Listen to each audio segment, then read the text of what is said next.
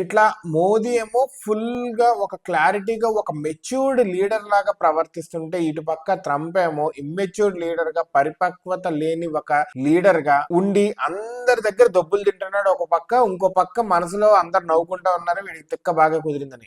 పోయినసారి బైడెన్ ఉన్నప్పుడు ఈ రష్యా ఉక్రెయిన్ వార్ స్టార్ట్ అయింది. అండ్ ఆ టైంలోనే మనం కొంటున్నప్పుడు బైడెన్ అంటే ట్రంప్ ఏమన్నాడు, అది ఎవరి కంట్రీ ఇష్టం వాళ్ళది అని చెప్పి అప్పుడు కామెంట్ చేస్తున్నాడు. ఇప్పుడు వచ్చేసరికి ఇట్లా మాట్లాడుతున్నాడు, దీనికంటూ ఎక్స్ట్రా టారిఫ్స్. ఇదేదో రష్యాని బూచిగా చూపించి, రష్యా ఉక్రెయిన్ వార్ ని బూచిగా చూపించి చేయటమే కానీ ఇదంతా ఒక రకంగా చెప్పాలంటే business man mind set politics లో 100% వర్తించదు. ఓన్లీ 50% 40% ఇలాగే వర్తిస్తుంది, అవసరమైన దగ్గర వర్తిస్తుంది. కానీ ప్రతి దాంట్లో ఆ మైండ్ సెట్ పెడితే అడుక్కు తింటారు. రష్యా మీద, భారత్ మీద, చైనా మీద శత్రుత్వం పెట్టుకొని నిలవలేడు, ఉండలేడు కూడా. ఎందుకంటే పాత రోజుల్లో కాదు, ఇప్పుడు అన్ని కంట్రీస్ వాళ్ళ సార్వభౌమత్వాన్ని కాపాడుకుంటానికి చూస్తే చిన్న కంట్రీ అయినా కానీ వాళ్ళు టు స్టాండ్ స్ట్రాంగ్ అన్నట్టే చూస్తున్నారు. ఇప్పుడు అసలు మోడీ చేష్టలకి, మోడీ ధైర్యానికి ట్రంప్ బిత్తరపోతున్నారు. మిగతా దేశాలు కూడా ఒక రకంగా బిత్తరపోతున్నారు. మనకు సపోర్ట్ ఉండే దేశాలు క్లాప్స్ కొట్టుకుంటున్నాయి, అపోజిషన్ లో ఉండే దేశాలు షాక్ అవుతున్నారు.